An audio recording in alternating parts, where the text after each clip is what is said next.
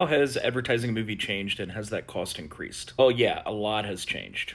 A lot has changed. And it is more expensive to advertise a movie now. As a rule of thumb, if you spend $100 million making a movie, you need to spend probably 75 to 100 million advertising that movie in order to break even. But the issues are much more complicated than that. You can spend a lot of money and still not get people to the movie theaters. Think about it. Back in the 70s, there were three broadcast networks, and all you had to do was advertise on those networks, and people would go to the movies. They were all watching the same three channels. Attention was relatively consolidated for decades on the broadcast networks and then later on cable television. But everybody's attention has splintered since the invention of the internet. YouTube came around in 2005, and then, of course, Netflix kicked off in the late 2000s, and that splintering of attention has only increased as we've all started watching so much video on our phones. It's just harder to reach the demographic that is gonna go to the movie theater. Back in the day, you used to just be able to spend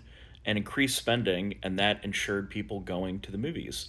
But that's not the case anymore. You can spend a lot of money and still have a very poor showing, which indicates that you're not reaching the right people that want to go see your movie in theaters. So, in this environment, what kind of movie are people looking for? For the sake of discussion, let's say that if you have a $50 million movie and you spend $50 million on P&A, then that movie is going to be a financial success. It will earn back 100 million and more and be successful. You have to spend the 50 million on advertising, but do you have to spend the $50 million making the movie?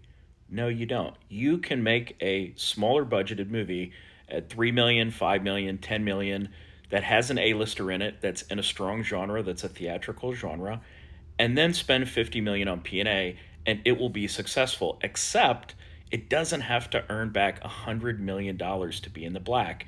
It can just earn back, the 50 million in P&A plus the production budget, which we'll call that $10 million.